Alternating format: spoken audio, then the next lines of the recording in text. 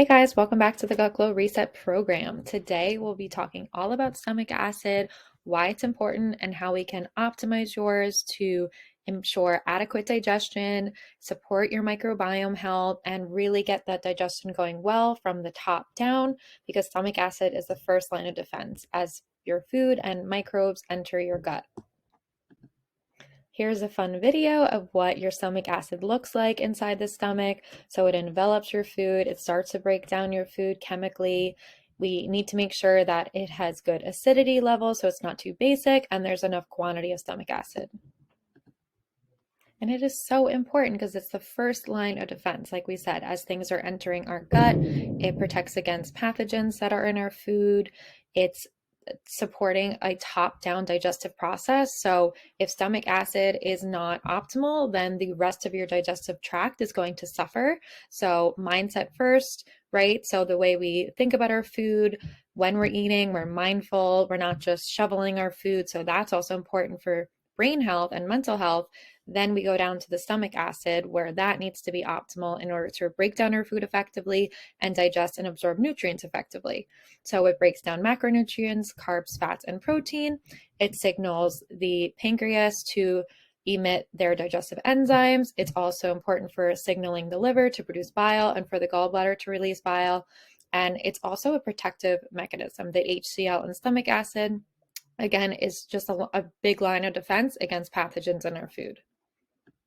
And there are so many misconceptions about stomach acid. When people think they have reflux, automatically think they have too much stomach acid, and that's typically not the case. Most cases of reflux tend to be from a weakened or loosened lower esophageal sphincter, which is the flap of tissue that keeps our food down at the bottom of the esophagus, and it separates the esophagus from the stomach. So in order for that to be loosened, things like coffee, alcohol, acidic foods, tomatoes, citrus, having very large meals, and sometimes even genetics and hormones play a role here. So we can figure this out if you have any reflux triggers that are loosening that esophageal sphincter. But typically, it is not due to high stomach acid.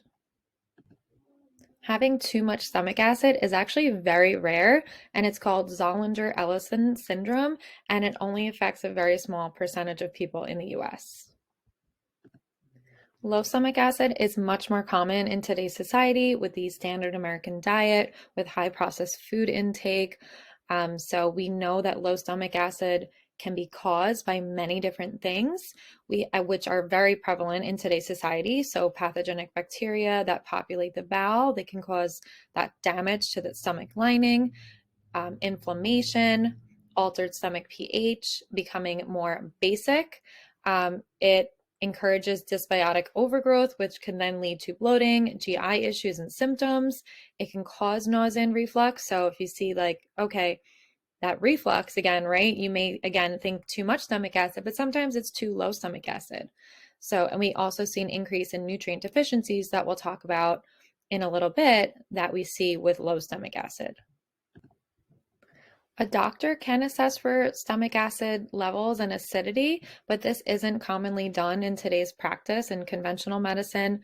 Typically, a doctor would test the acidity with a small capsule that contains a transmitter. Someone would swallow the capsule, and that the transmitter would report the amount of acid in the stomach. It would measure the pH. So a pH 3 to 5 would suggest low stomach acid, while a pH of less than 3 would indicate healthy levels of stomach acid. And then if the pH is over 5, this may suggest a complete absence of stomach acid called achlorhydria. And the doctor may get supportive blood work, like look for iron deficiency, deficiency in other nutrients that would help support the diagnosis of low stomach acid. But again, this isn't typically done. This is something you could ask your doctor for, but it's not typically very popular in current GI practices. These are some ways I like to assess for stomach acid if the doctor is not willing to do that capsule test. So we know there's a baking soda stomach acid test. This is less invasive, and I know I had you do this at the beginning of your program. And then we know that if you take HCl or betaine HCl, which is the stomach acid that's in your stomach, if you take it as a supplement and you feel noticeably better, we can make a very strong assumption that you're suffering from low stomach acid as well as assessing the rest of your symptoms. And here are some major signs. So we see belching, reflux, gas or bloating after meals, especially upper stomach bloating, difficulty digesting meat because it needs the most stomach acid to be broken down, diarrhea because you're having some malabsorption of your macronutrients, abnormally full after small meals because that stomach acid being low, once all your food is kind of covered by the amount of stomach acid that you have, your stomach will tell your brain, oh, that's all the food we can digest because your stomach acid, you don't have enough stomach acid to break down the rest of the meal. So your body will tell your brain that it's full, even if you're not, you didn't complete your meal because it doesn't have enough stomach acid for the rest of the meal. Acne or other skin issues, that is a major connection to low stomach acid, undigested food in stools. So you just not breaking down your food enough, that's going to travel through your GI tract undigested because that is important to get that upper stomach digestion with the gastric acid. Then we see deficiency in nutrients like calcium, B12, and magnesium, as well as iron. So these are some reasons that low stomach acid would develop. So it can be multifactorial for you. There may be something that pops out to you as very obvious, may be not so obvious that we may need to dig deeper. So we have excess alcohol intake that will lower your stomach acid production. H. pylori, which is a certain bacteria that will reduce your stomach acid to survive, which we'll talk about how we can assess for that. Poor sleep will reduce your stomach acid production, birth control, oral birth control, chronic stress. That is a major one that gets overlooked so much because chronic stress will gradually reduce your stomach acid over time. A long-term vegan or vegetarian diet will also lower stomach acid. Antacid medications like chronic PPIs, being on them long-term, or taking Tums all the time, things like that. High sugar intake will also reduce stomach acid, and hypothyroidism, as well as some nutrient deficiencies. So nutrient deficiencies can cause low stomach acid and they can result from low stomach acid as well. And we'll take a look at that in deeper with your labs.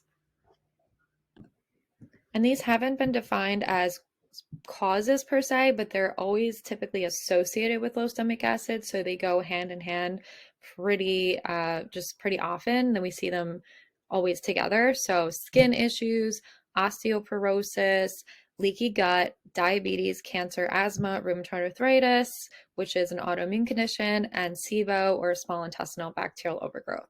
So again, you don't know which comes first sometimes, low stomach acid or these chronic conditions, but we almost always see them go hand in hand. And we see this very often with SIBO, or small intestinal bacterial overgrowth. If the stomach acid is low, this allows for overgrowth of bacteria and fungi later down the GI tract in the small intestine, could be large intestine as well. So low stomach acid affects small intestinal microbiome as well as large intestinal microbiome. So we may utilize betaine HCl or digestive support via supplement because it can be very helpful in many cases to support that upper stomach digestion. So we'll determine if that's right for you. These are some of those nutrients I was discussing before that can reduce stomach acid. So low intake of magnesium, which we'll talk about later in the slides, zinc, chloride, sodium. I know sodium gets such a bad rap, but a good quality mineral salt is an essential ingredient to help make stomach acid.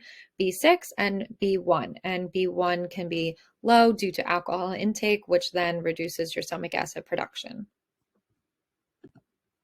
Skipping meals is a big one that I see when we're undernourishing, we're not having enough calorie intake. Maybe you're intermittent fasting because you heard about it online or on Instagram and your favorite influencer is promoting intermittent fasting, but chronically under eating and skipping meals all the time reduces signal to the brain, to the gut, to produce stomach acid. So you're conditioning your brain to tell your gut to produce less stomach acid over time if you don't have consistent 3 meals a day. So that's important because I see all the time women skipping meals, they're busy with work, they're busy with their families, and they're not nourishing themselves properly. So we'll definitely discuss this if we feel like you are skipping too many meals, and this could be contributing to low stomach acid. This also creates a negative cascade in the GI tract. So When you skip meals, you're reducing stomach acid, therefore you're producing less pancreatic enzymes, therefore you're producing less bile production, and this can lead to malabsorption of different macros, especially fats. It can lead to undigested food in the stools. So now you can see why skipping meals is not great for your stomach acid. It's also not great for your metabolism. So we need those 3 meals a day for crucial stomach acid production and your digestion and your metabolism. Now let's talk ways we can optimize your stomach acid. This is very important as we go through your program.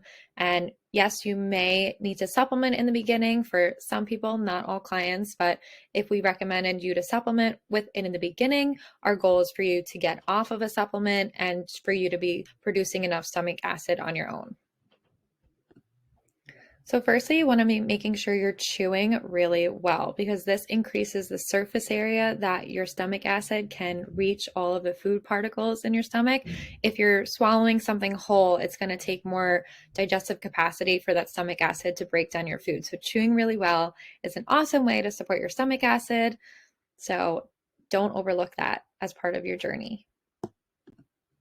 More mindfulness at meals is also really important. So the way we feel and our emotions going into a meal are just as important as what we eat for improving symptoms. So taking some deep breaths before a meal can really help stimulate that rest and digest mode and help activate that stomach acid and support healthy stomach acid production. So turning off your electronics, not sitting in front of the TV during meals, not scrolling on your phone, maybe removing yourself completely from your work environment, sitting at a dining room table that's maybe near a window, or listen to some music. Chewing food slowly to start the digestive process in the mouth. We know the mouth releases amylase as well, so you want to get that process going in the mouth before it gets to your stomach acid. Then we know daily stress relief is really important for optimal digestion. So things that are preventative, not reactive. So having a daily gratitude practice, meditation, journaling, maybe a yoga practice, all these things are helping our bodies basically easily get into the rest and digest mode more easily. So definitely think about these mindfulness tools and what you can start implementing this week to improve your mindfulness at meals. I know this can be a hard one for people, so this is not something to be overlooked, definitely. So definitely we can figure out how we can make some goals for you in this area. Here is another evidence-based tip to support your stomach acid production. So using apple cider vinegar raw with a mother. I love Bragg's because it's all natural. It has that mother with those good probiotics in it. Or using a digestive bitters tincture. Using either of those two diluted in water will help stimulate stomach acid, enzymes, and bile production. So those are 2 evidence-based tips. Digestive bitters are typically made up of dandelion roots, citrus oil blend, and they both can be taken about 10 to 20 minutes before a meal to get those digestive juices flowing. It can also be taken before bed for any indigestion, and also can be really helpful for blood sugar balance and insulin resistance. So there's research to support ACV for blood sugar, stomach acid, improving your digestive health. It's definitely not a weight loss miracle product, but it is evidence-based in these areas. Incorporating more bitter foods is also great for your stomach acid, and that could just be naturally having more bitter foods throughout your meals. So things like squeezing lemon and limes over your meals, having an orange with breakfast if you don't suffer from reflux.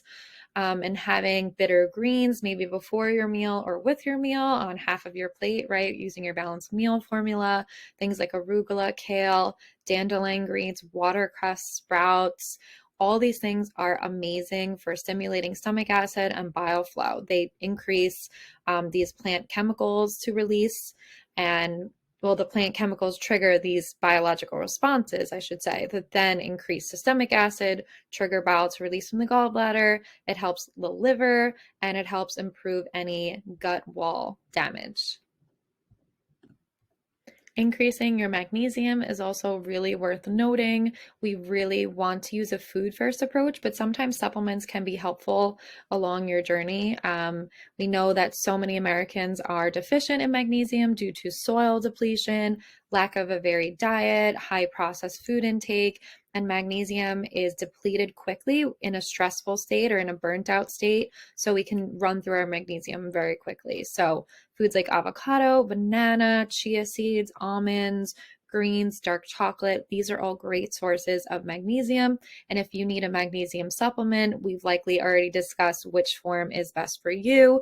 We know glycinate is a little bit more absorbable. Citrate is great if you have constipation. So we'll figure out if needed which magnesium supplement is right for you at this time. So we know we can supplement with that betaine HCl as needed to replace the low stomach acid. That's if the symptoms are pretty severe. We know that we having consistent meal times, so 3 meals a day at around the same time every day, you're signaling to your brain that it needs to produce stomach acid at these times. We know that improving cortisol and being less stressed overall improves our vagus nerve toning, basically. So that tells our gut and our brain that it has a stronger connection there when we are more in tune with our stress. We are actively reducing our stress response. So that helps improve our stomach acid levels, as well as optimizing thyroid, which we'll talk about in a few slides. Reducing alcohol is also great for increasing stomach acid production, so being more mindful of that. Maybe you want to set a goal for reducing alcohol to a certain amount of beverages per week, and we could talk about that.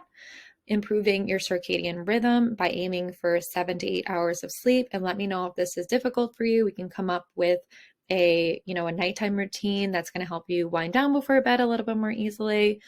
And we know less screen time before bed is great for that. We can also test for H. pylori, which we'll talk about in a few slides as well. Low stomach acid can also be the result of an underactive thyroid or hypothyroidism. So treating the root cause of any thyroid dysfunction will help then improve stomach acid production long term. So we need to be testing your full thyroid panel, not just TSH. So I'll be assessing your lab work. I'll be recommending these levels if you don't have them already, but we want to make sure you have T3, which is the active thyroid hormone results, T4 and TPO antibodies, because we want to rule out Hashimoto's thyroiditis, which is a cause of hypothyroidism. So we also want to support the conversion of T4, which is the inactive thyroid hormone, to T3. And then we also may need to supplement with desiccated thyroid as needed. And we also want to use some supportive nutrients that support that thyroid conversion, like selenium, iodine, vitamin D, vitamin A, support the liver and support the adrenal glands. So we will be talking about this individually based on your needs and your thyroid levels. I mentioned the vagus nerve before. So what is the vagus nerve? It is a direct nerve connection and superhighway between the gut and the brain. We have microbes and neurotransmitters that are constantly running back and forth, but most of the communication runs from the gut to the brain. So what's going on in our gut is really affecting our mental health. It's affecting our mood, irritability, anxiety, depression. So with gut issues, it's common that we see higher levels of anxiety, higher levels of depression through that gut-brain axis. And it's common that the vagus nerve can become weak or untoned, and this can affect our stomach acid, gut symptoms, and affect your motility as well. So our goal in the program is to strengthen the vagus nerve, improve that gut-brain connection to ultimately improve your digestive functions like stomach acid and motility. And these are some great ways to tone your vagus nerve for your gut health, your stomach acid, and overall health. Certain probiotics that are specific to you and your gut healing journey. We'll talk about which ones you'll progress on throughout the program. Meditation, singing, even humming stimulates that vagus nerve. Gargling water, so maybe batching that habit with right after brushing your teeth, gargling water for 30 seconds, doing a quick cold exposure after a hot shower, or doing a cold plunge. That's amazing for your vagus nerve. Laughing, bonding with friends, all those happy moments can actually tone the vagus nerve. Walking and hiking as well do that, and resistance training that's pretty slow and controlled. So we can make specific goals for you with a combination of these methods that's realistic and that can fit into your daily life. One of the main drivers of low stomach acid that's related to a bacteria is H. pylori. So it's an upper stomach pathogen. It's the only bacteria known to survive in the harsh acidity of the stomach. And there's many people that have H. pylori that just don't have symptoms, but it can be symptomatic and we can test for H. pylori. It can cause stomach ulcers, pain, burning, and can be precancerous if left untreated for many years. So there are some tests at the GI doctor that we can use, such as a urea breath test, a stool test, and an endoscopy can confirm H. pylori presence.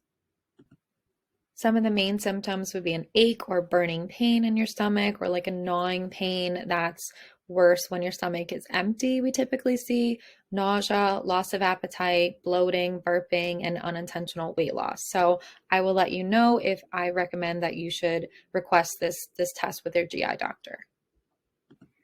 And these are some tools that we can use to eradicate H. pylori.